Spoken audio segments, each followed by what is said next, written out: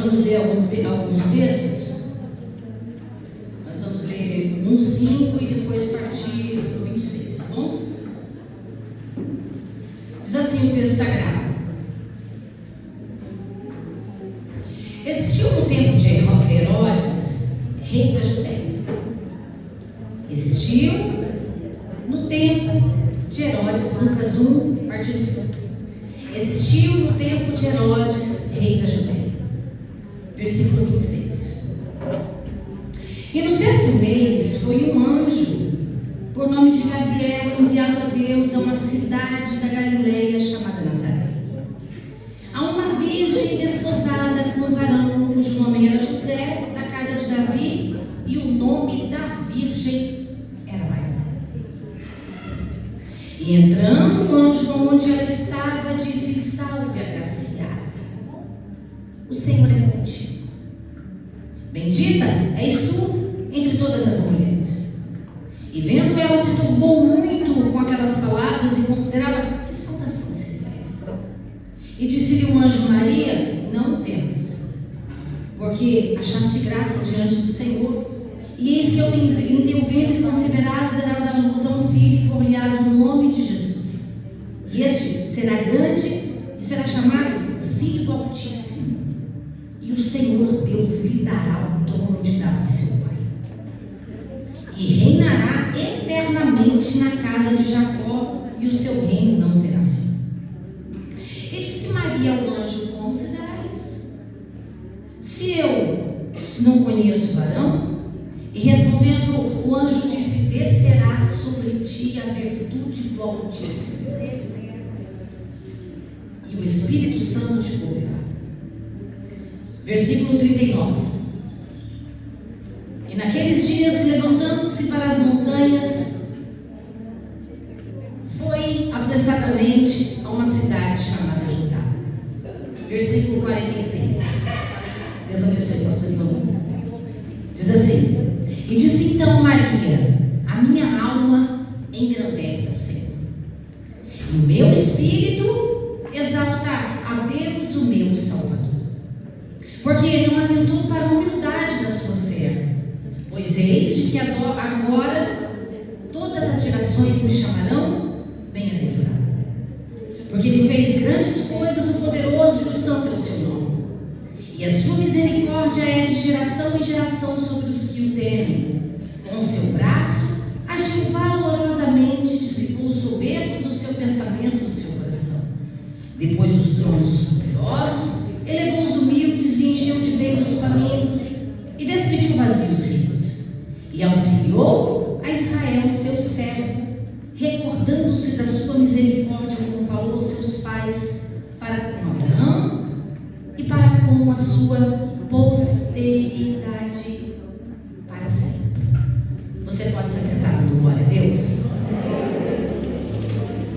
Diga assim para quem está sentado ao seu lado: despertadora. Agora vamos à unção. Despertadora. É alguém agraciado. O livro de Lucas, ele, sem dúvida nenhuma, é um dos livros que eu mais gosto. Lucas, ele é conhecido por Paulo como o médico amado. Ele vai escrever o seu livro entre o ano 80 e o ano 90 depois de Cristo, porque ninguém sabe ao certo a data que Lucas escreveu o seu livro. O fato é que Lucas, ele não andou com Cristo. Lucas, ele andou com Paulo, que ouviu a respeito deste Cristo, e ele, sendo grego de nascimento, teve um encontro verdadeiro com o Cristo vivo, que foi transformado a sua vida. Lucas, ele vai ouvir os relatos também de algumas testemunhas oculares, que ouviram a respeito do Cristo, do Verbo encarnado, andaram com ele, ceiaram com ele, viram a sua ressurreição e também a sua ascensão. Lucas, ele vai escrever um livro que leva o seu nome no intuito de atestar para uma pessoa por nome de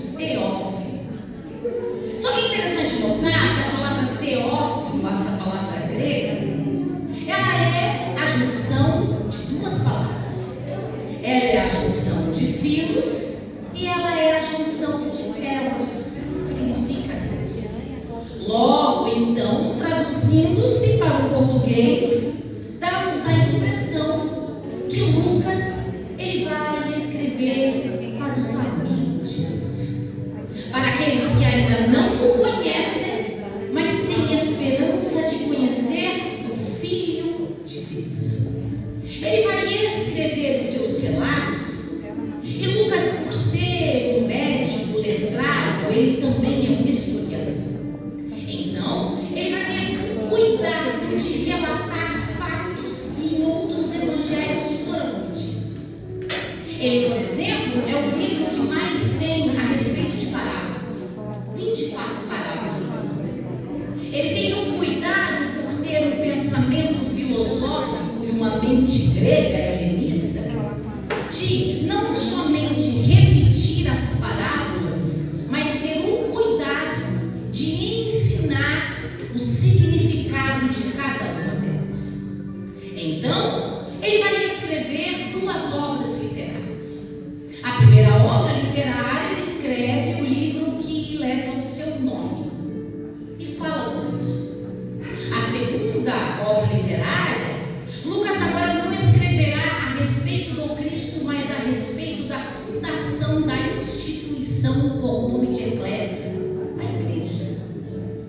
Lucas também ele tem o cuidado de escrever e dizer a respeito dos cânticos.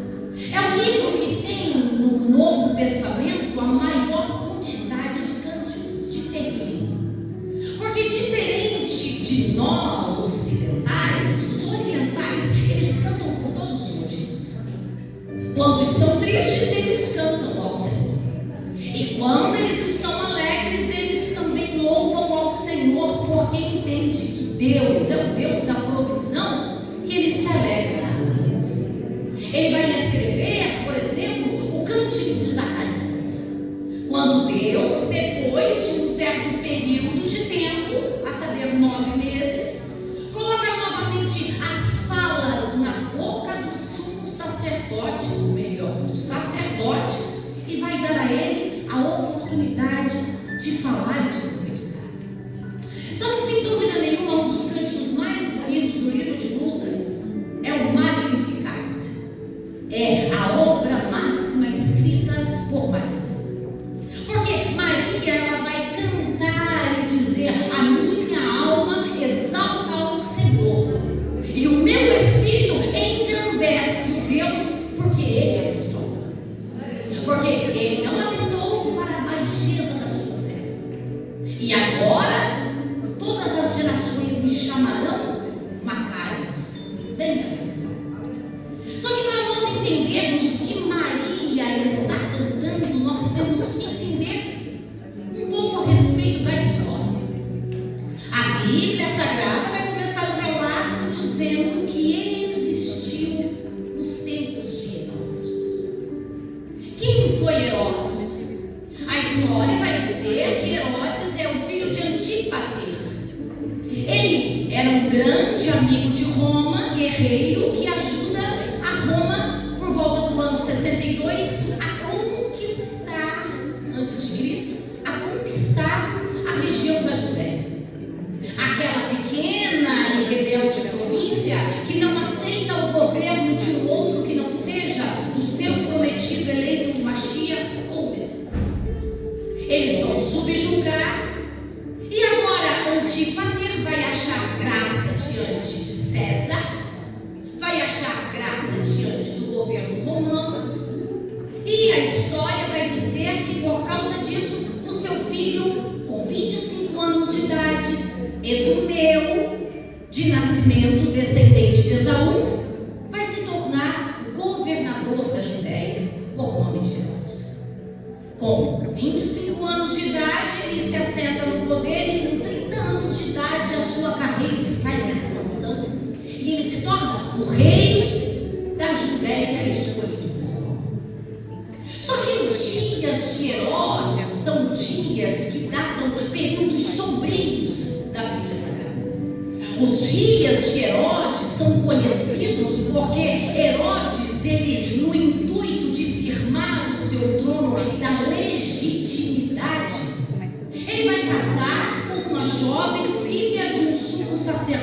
por nome de João Hircano, descendente dos Macabeus, por nome de Mariane.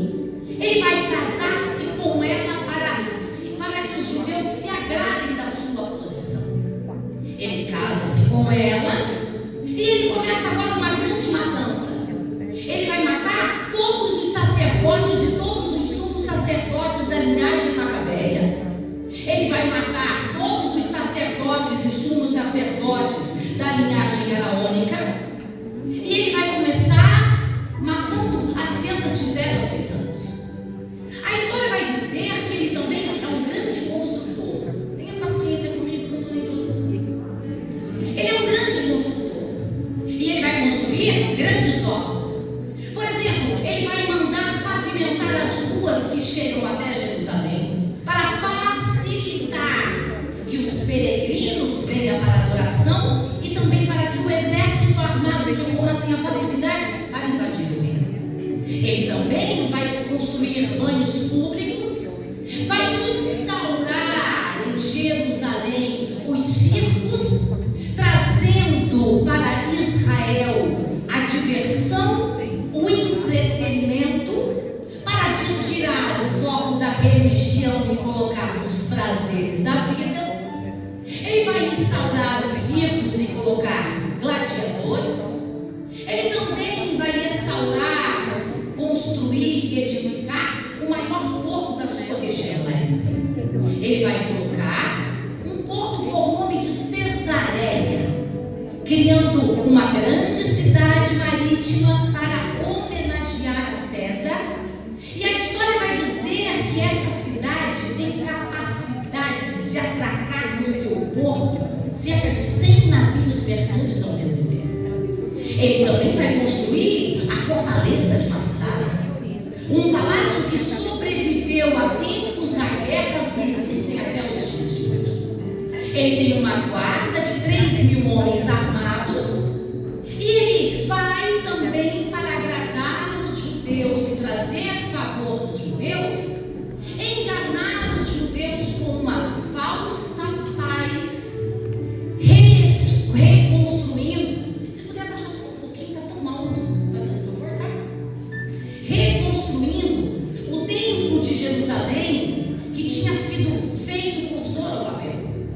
Zorobabel, ele vai restaurar o templo, só que a Bíblia Sagrada vai dizer que depois dele restaurar, quem olhava para o templo não conseguia ver a glória do templo de Salomão e chorava. Então, para se valer da promessa feita por Deus de que a glória da segunda casa seria maior do que a primeira, Herodes, ele vai reformar o templo. A história vai dizer que ele vai aplicar pedras brancas, construir um monumento de cerca de 21 andares de altura, revesti-lo todo por ouro, marfim e pedras preciosas, para que as pessoas associassem a sua glória com a glória do reino de Salomão e aceitá-lo. Como se não bastasse, Herodes também era amante da filosofia.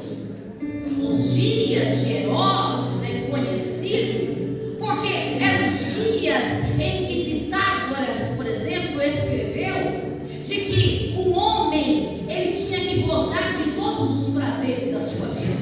Um homem feliz era um homem que se divertia e não se privava de nada. Os dias de Herodes é conhecido porque os escultores helenistas faziam esculturas de homens belos.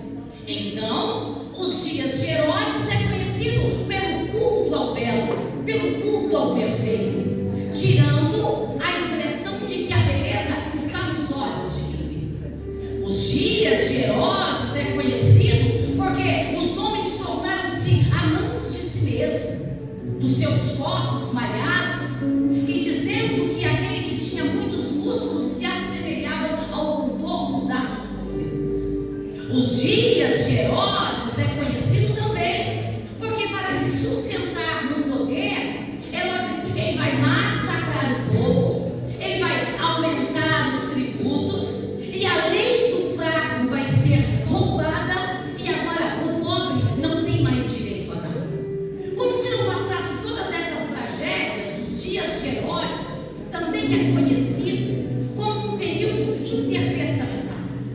no período intertestamentário, dava 400 anos do silêncio de Deus.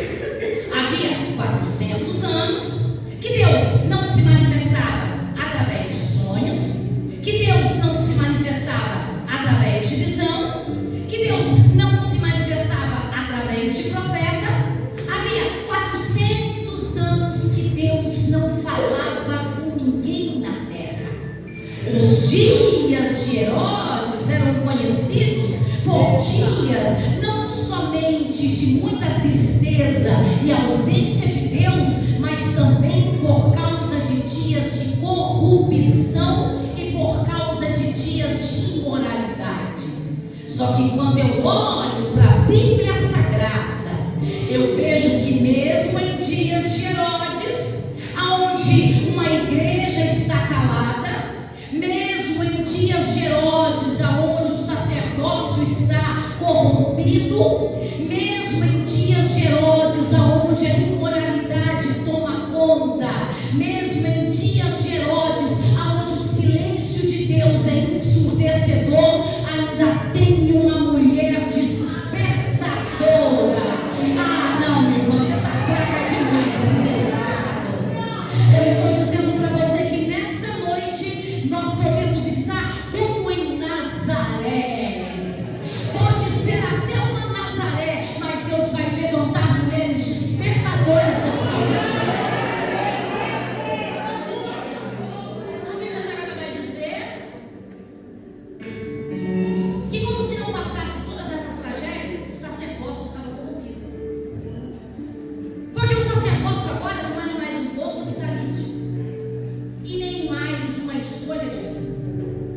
No livro do Êxodo, o Eterno separa algumas pessoas da tribo de Arão para poder ser agora a casa levita do Senhor. Aqueles que não trabalhariam para o homem, mas viveriam do altar, viveriam da providência de Deus. Mas nos dias de Herodes é conhecido porque quem escolhe os sacerdotes e os sumos sacerdotes não é mais segundo a vontade de Deus, mas é segundo a vontade de Quirino, que foi um grande imperador. Ele, por exemplo, Quirino, com 39 anos de idade, ele coloca Anás para ser o sumo sacerdote, um posto vitalício que só podia ser da descendência de Arão, que se assentava para ser com 33 anos de idade.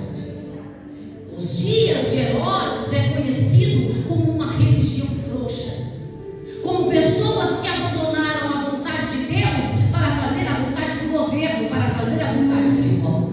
Só que a Bíblia Sagrada me diz que mesmo no dia de Herodes, o anjo do Senhor vai visitar alguém em Nazaré e vai fazer a diferença. Nazaré. A primeira menção que nós temos de Nazaré se encontra no Novo Testamento. É uma cidade que não aparece no Antigo Testamento. A primeira menção que nós temos está em João, capítulo de número 1, a partir do versículo de número 46, aonde Natanael vai ouvir de Felipe que achou Cristo. E quando ele ouve dizer, pastora Débora, que Felipe achou o Cristo, ele vai responder: pode vir alguma coisa boa de Nazaré? Porque Nazaré, este pequeno vilarejo que ficava a 25 quilômetros do mar da Galileia, região da Galileia, era uma cidade que possivelmente era uma cidade de refúgio. A cidade de refúgio foi instituída no livro do Levítico como as cidades de escape para aqueles que transgrediam a lei. Era uma cidade de que os transgressores, os criminosos, ao cometer algum tipo de crime que tinha pena de morte, ao entrar pelas portas da cidade, ganharia um salvo-conduto, um direito de esperar um julgamento certo, sem ser apedrejado. Então, quem entrava pelas portas de Nazaré tinha o direito a uma vida. Só que a história vai dizer que ela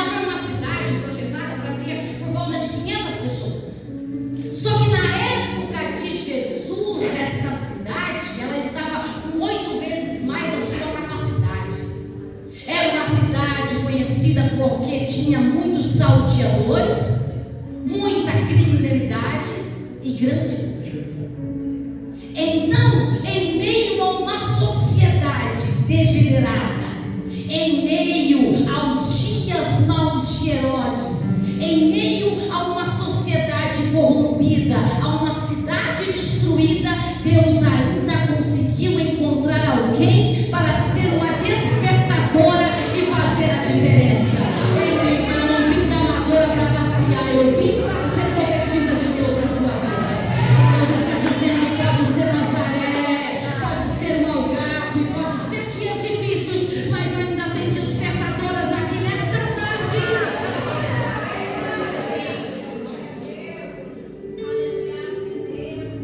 a palavra Nazaré, ela tem uma raiz sincera.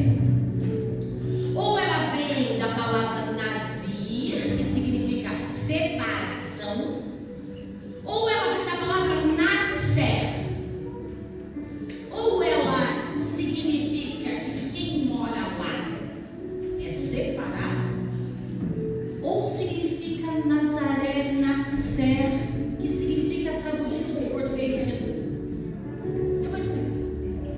O símbolo de Israel é a oliveira.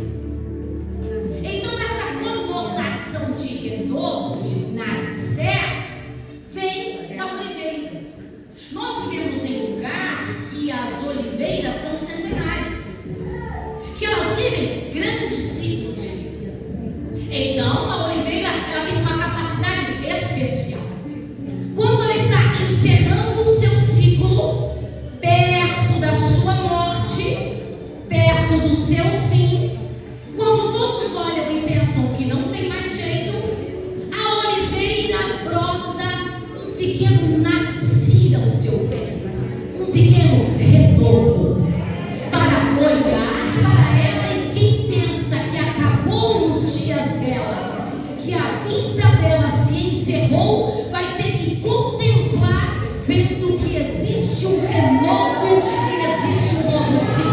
Ah, minha irmã, você está muito fraca, está com fome, mas eu vou te ajudar. Porque tem gente que está achando que acabou os seus dias, que chegou o fim da tua história, que não vai dar mais nada, mas Deus está dizendo: ainda tem renovo, ainda tem renovo, ainda tem renovo. Você tem novo para nascer, levanta a mão, porque eu vou profetizar. Pode estar encerrando um ciclo, mas Deus vai levantar outros.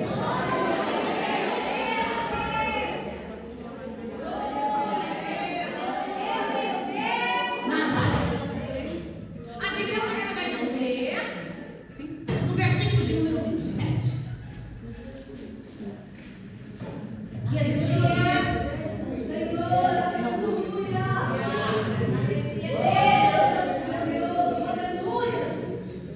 e a Bíblia Sagrada vai dizer no livro de Lucas, no capítulo de número 1, versículo de número 26, que no sexto mês foi o anjo Gabriel. Eita, Gabriel, que dá trabalho. No sexto mês foi Gabriel enviado da parte de Deus para uma cidade por nome de Nazaré. Só que o que me chama mais a atenção é o versículo de número 27.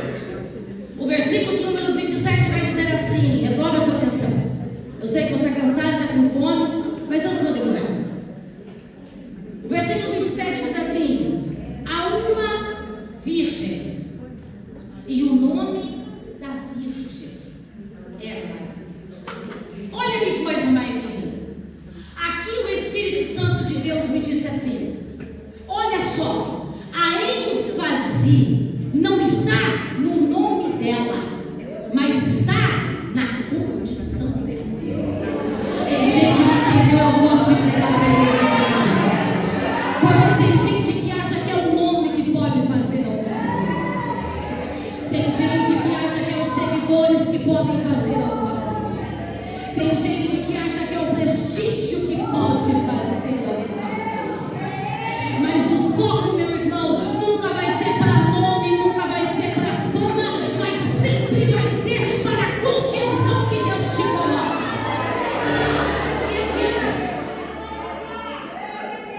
E é interessante notar que eu fui estudar para saber a respeito da virgindade.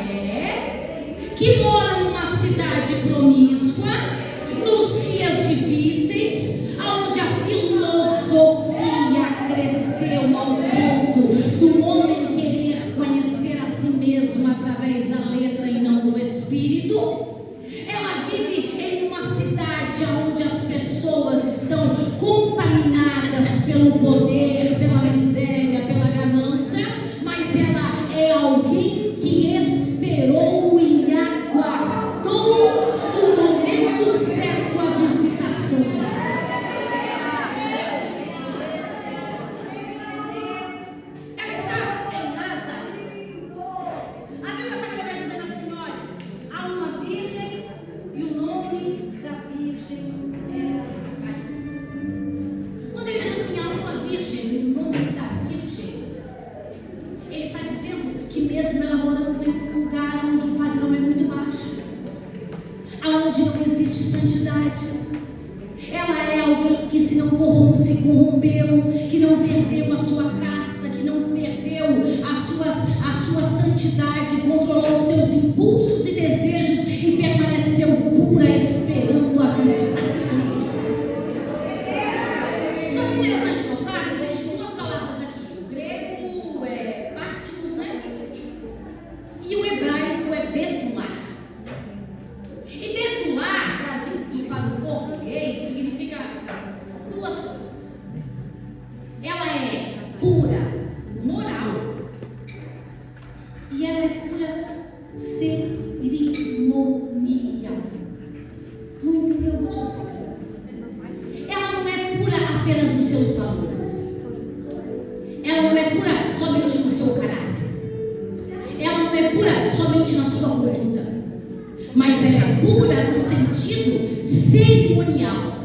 E qual é o sentido cerimonial, pastora Maristela? O sentido cerimonial se dá ao livro do Êxodo, ou ao livro de Vaikra, livro de Levítico.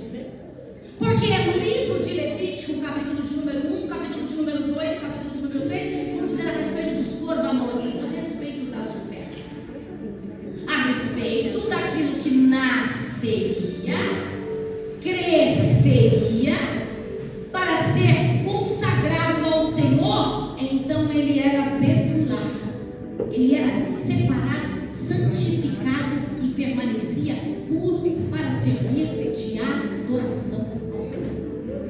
Quando o texto está dizendo que ela era betular, virgem, está dizendo assim, ela não é alguém que fugiu apenas dos padrões imorais, não, mas ela é alguém que está apresentando o seu corpo, como diz em Romanos capítulo de número 12, apresentai os nossos corpos como sacrifício vivo, santo e perfeito, agradável a Deus, que é o vosso culto racional. Quando Maria andava pelas ruas de Nazaré, ela estava dizendo assim, eu não sou santa para poder achar que eu sou melhor do que ninguém, não, mas é porque o meu corpo, ele serve de sacrifício, de adoração ao nome do Senhor. Porque o sacrifício, o corbã, ele era diferenciado.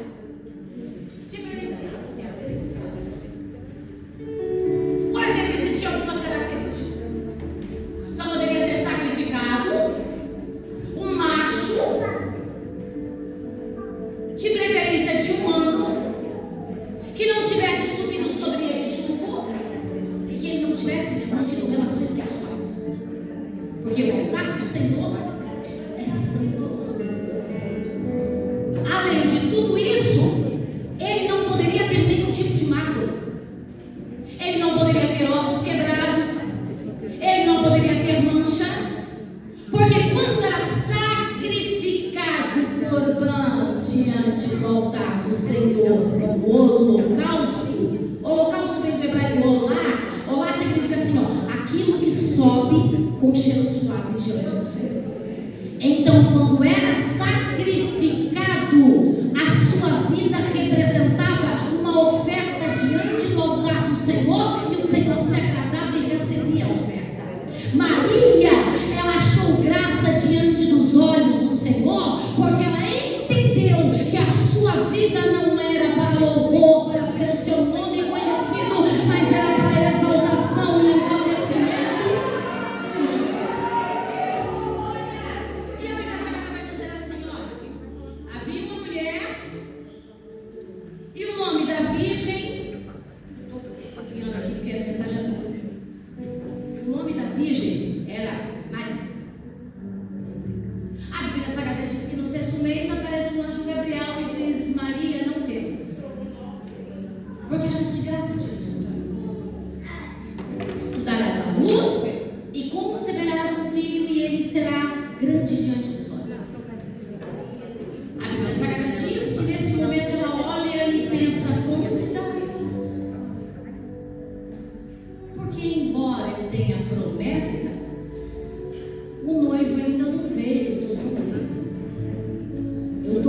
desposada. A palavra desposada aqui significa que ela estava em Irusim. Irusim é conhecido no hebraico como um noivado. É um noivado. Esse noivado, para acontecer, tinha que ter algumas coisas básicas. A primeira coisa, para uma jovem, uma alma, poder se casar, ela tem que ter promessa de casamento. A segunda coisa, ela tem que ter um pretendente, um noivo que faz essa promessa. A terceira coisa, ela tem que permanecer pura, e ela tem que ser pura e casta. A quarta coisa é que ambos têm que ser temente ao mesmo Deus. E a quinta coisa é que ambos tenham que passar pelo mikvê, um banho, que eles vão tomar um banho ritual para simbolizar que eles estão purificados para o casamento. Depois disso, então, o noivo vai até a casa da sua amada. Ele vai e leva uma aliança para ele. Porque a aliança, ela é um compromisso. Todas as vezes que nós olhamos para quem é casada, para quem é noivo, está compromissada, olha para o seu anel, para a sua aliança, ela lembra que ela tem um compromisso. Quando as pessoas olham para o seu dedo e vê uma aliança no seu dedo, elas veem que você tem um compromisso. Só que a aliança em Israel, ela é mais profunda do que a aliança ocidental. A aliança em Israel, todas as vezes que aparece esse título como Brit, aliança, sempre envolveu sangue. Porque Deus, ele não é como um homem. Hoje de manhã nós ouvimos um louvor dizendo assim que Deus é imutável. Que Deus, ele não muda. Então logo, se Deus é imutável, a sua aliança também será imutável e não mudará e não sofrerá corrosão.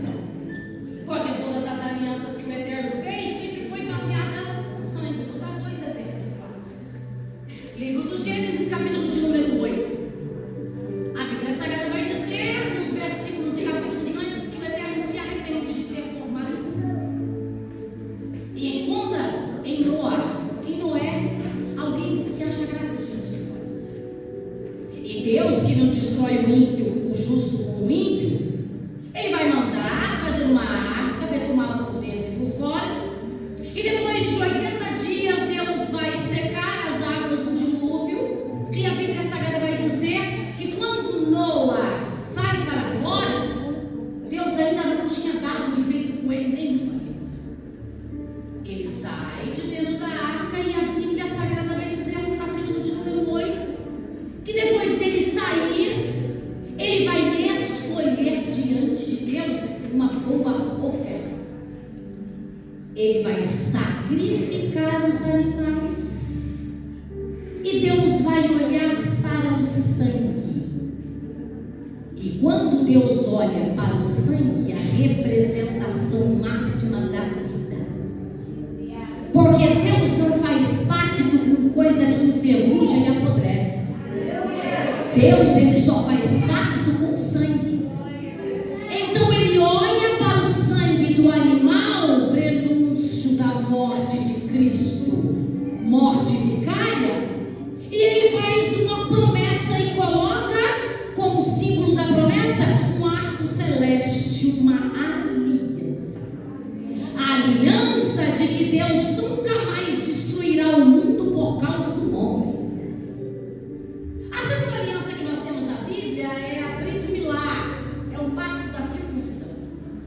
O pacto da circuncisão não é para Deus se lembrar, porque Deus não se esquece, mas é para o homem se lembrar. E o homem se lembrar do quê? O homem se lembrar de que ele é consagrado a Deus.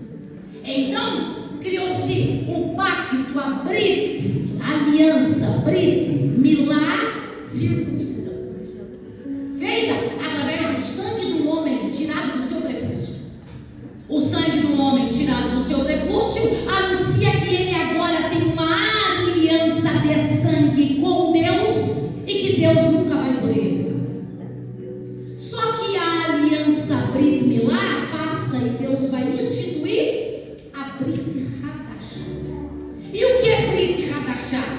Brit Hadashah não é feita através de sangue de animal, não é feita através de sangue de homem, mas é feita através do sangue de Cristo. Brit Hadashah significa Novo Testamento, uma nova aliança. E agora não é sangue de boi, não é sangue de vaca, não é sangue de cordeiro, não é sangue de Abraão, mas é o sangue de Cristo que nos perdoa, que nos redime e que nos transforma de novo.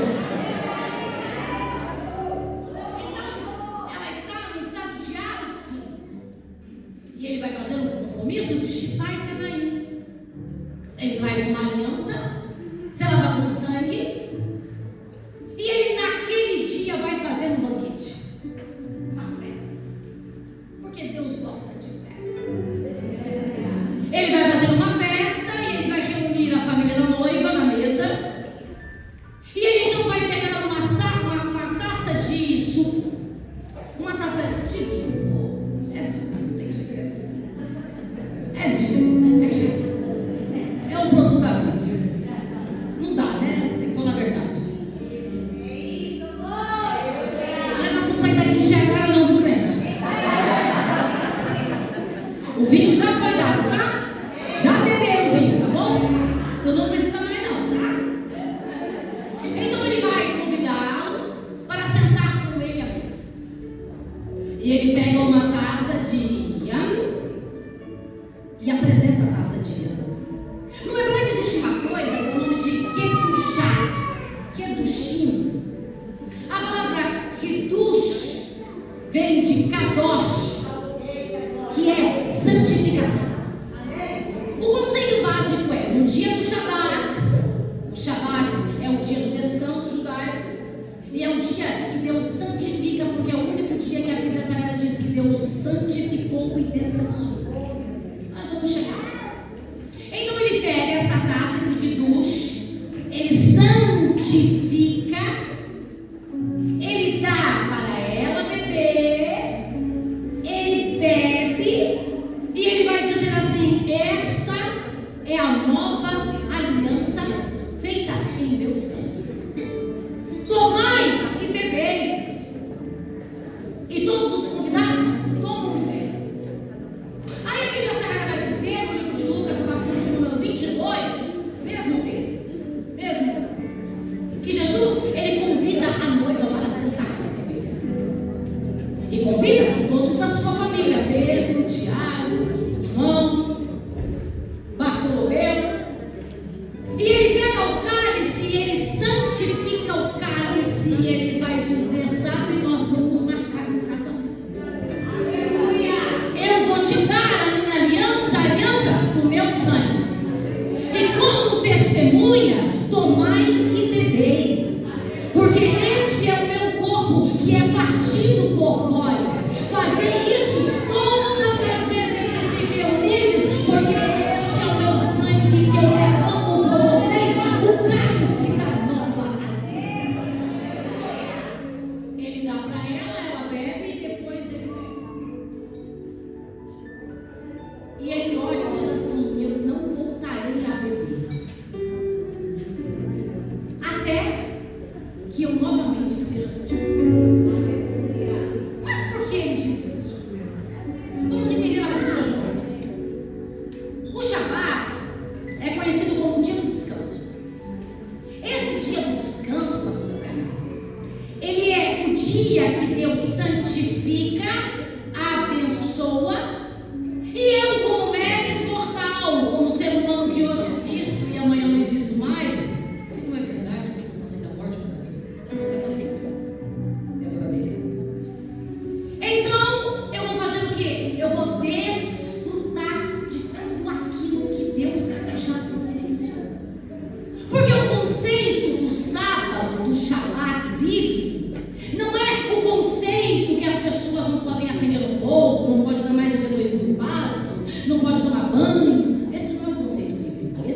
conceito da criação, não é o conceito do Gênesis, não é o conceito do eterno. E qual é o conceito? O conceito é que a Bíblia Sagrada diz assim, ó, e no sétimo dia o Eterno descansou, porque Ele santificou e Ele descansou de todas as suas obras. Então qual é o conceito, pastor Alice? O conceito aqui é que Deus Ele cria todas as coisas em 6 dias. Todas as coisas em 6 dias. E no sétimo Ele descansa. E o que é criar todas as coisas? Tudo é tudo. Tudo é tudo, irmão. Tudo é tudo. Isso significa que eu, na criação, ainda não existia, mas o Eterno já criou todas as coisas. Tem gente que já não é. Isso significa que amanhã eu vou precisar de uma cura, mas o Eterno que criou todas as coisas, que tem mão para receber, levanta. Ele já criou a bênção de amanhã. Então, meu irmão, é só você descansar e desfrutar, porque todas as coisas já foram criadas. Então, baseado neste conceito, é um dia que eu tenho que me alegrar. É um dia que eu tenho que desfrutar, porque o Senhor já criou todas as coisas. Então, eu tenho que beber a taça da santificação. Porque se eu não beber a taça da santificação, está denotando a minha falta de confiança no Senhor. E quando eu não bebo? Quando eu não bebo, eu não tenho alegria do gozo de saber que Deus já preparou todas as coisas. Então, quando o noivo estava dizendo, eu não tornarei a beber, ele estava dizendo assim, Lucas capítulo de número 22, de novo. Porque o mesmo Eterno que dá a taça dizendo que é o Novo Testamento no sangue dele, é o mesmo que diz assim, e eu não tornarei a beber até que estejamos reunidos novamente. Sabe o que ele estava dizendo? Ele estava dizendo assim, que enquanto eu e você não estiver junto com ele, o coração dele não vai haver alegria o suficiente para desfrutar de tudo aquilo que Deus preparou. Ei, meu irmão, eu quero dizer para você nesta tarde, tem um céu preparado, uma mesa preparada, e tem um cálice preparado nas bodas do Cordeiro. E se você vai beber, você pode levantar essa mão, glorificar, porque Jesus já desfrutou. Estou caminhando por fim. Ele olha e depois de dar o cálice, ele chama 4 testemunhas. Porque as 4 testemunhas vão atestar os seus escritos na Ketubá. E o que é uma Ketubá?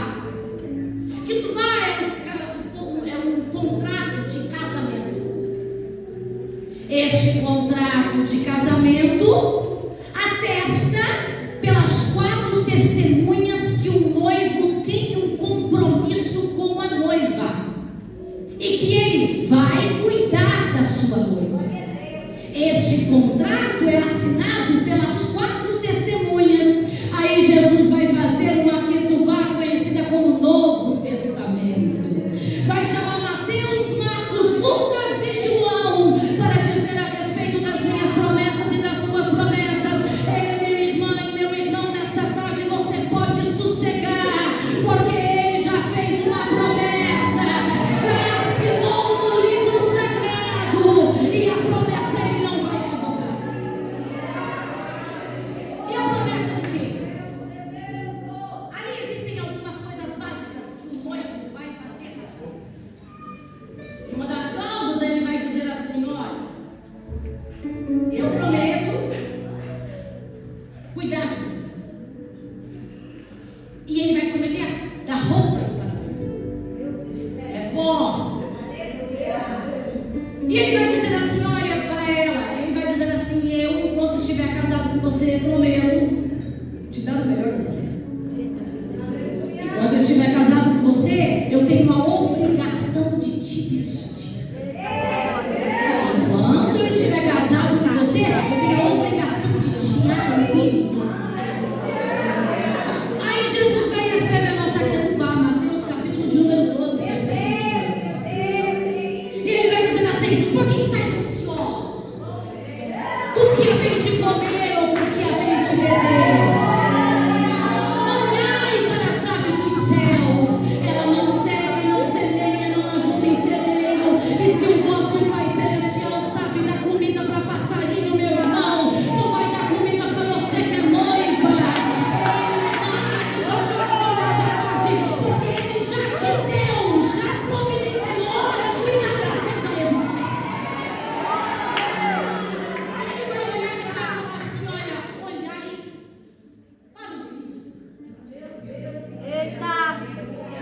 Porque Salomão, em toda a sua vida,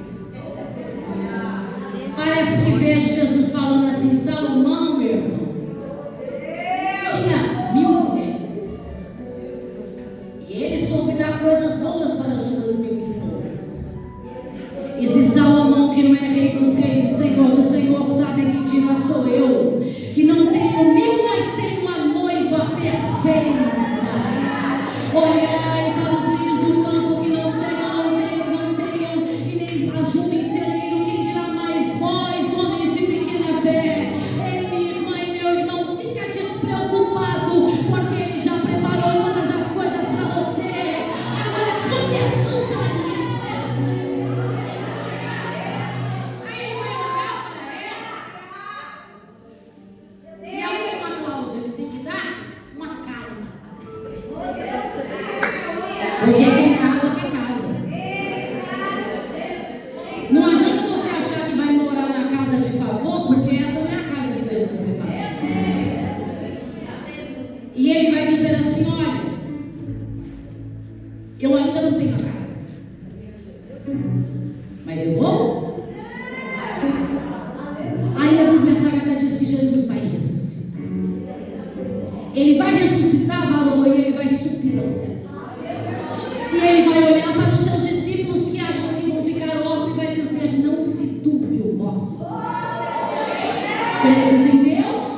Então acredita também em mim, porque na casa do meu pai tem muitas moradas.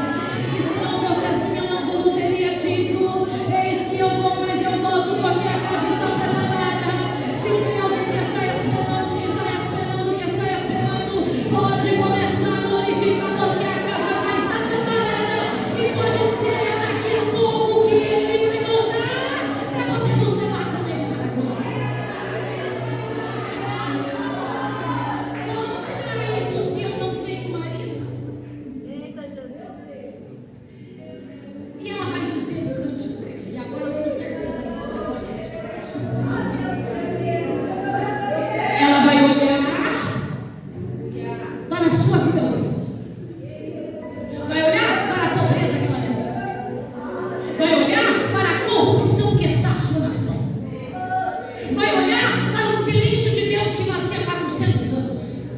Vai olhar e vai ver que o sacerdócio está destruído, que as famílias estão quebradas, para olhar para a nação que está com um Edumeu, descendente de Esaú, assentado no lugar que tem Deus que fez uma promessa. Só que ela vai se alegrar no Senhor.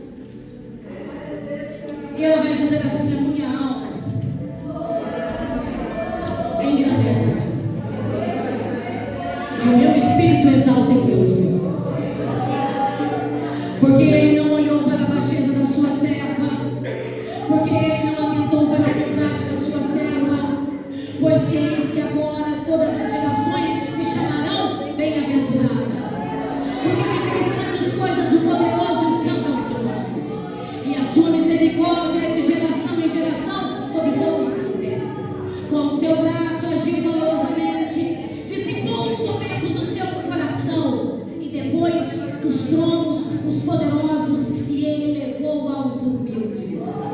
Lembrou da sua promessa, e encheu de bens os seus famintos, e despediu vazios ricos. Auxiliou a Israel, seu servo, recordando-se da sua misericórdia. Sabe o que ela estava dizendo? Ela estava dizendo duas coisas básicas, e eu já encerro, para você ir almoçar. Felizinha comigo, porque eu estou aqui orando. Ela vai olhar para a sua condição. Ela vai olhar e ver que alguém que está sentado sem promessa no lugar de alguém que tem promessa.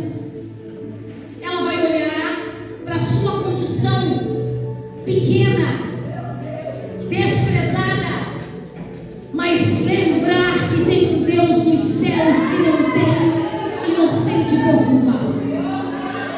E vai dizer assim: porque ele atentou para a promessa feita a Jacó, de que não é descendente de Esaú, mas é descendente de Jacó. Ei, minha irmã, nesta tarde, para de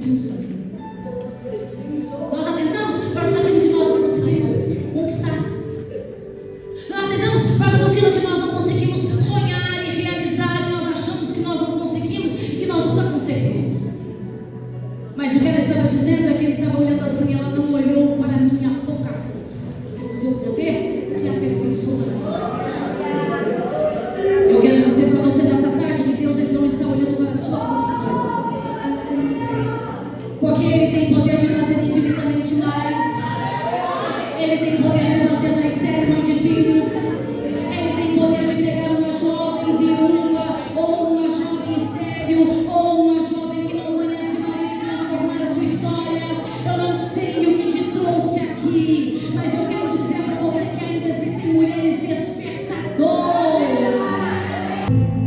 Nesta tarde, Jesus está dizendo assim: olha, eu quero despertar você. Nós vivemos a geração de Maria, a geração de Herodes, nós vivemos. Só que mesmo em meio às gerações de Herodes, mesmo em meio a Nazarés, ainda tem mulheres cheias do Espírito Santo de Deus para impactar essa nação e transformar. Eu quero orar com você nesta tarde. Coloca a mão no seu coração, feche seus olhos. Eu não sei o que te trouxe aqui, mas eu tenho certeza que passear não foi. Então comece a clamar nesta tarde, comece a clamar ao Senhor nesta tarde, comece a clamar ao Senhor nesta tarde, comece a clamar ao Senhor nesta tarde, Pai. Em nome de Jesus Cristo, Senhor Deus, eu coloco a tua igreja diante de ti. Senhor Deus, eu coloco, Senhor Deus, Pai, mulheres, Senhor Deus, Pai, que o Senhor quer levantar como despertadoras nesta tarde. Senhor Deus, visita elas com o teu Espírito, com a tua presença, com a tua graça, com o teu poder, Senhor.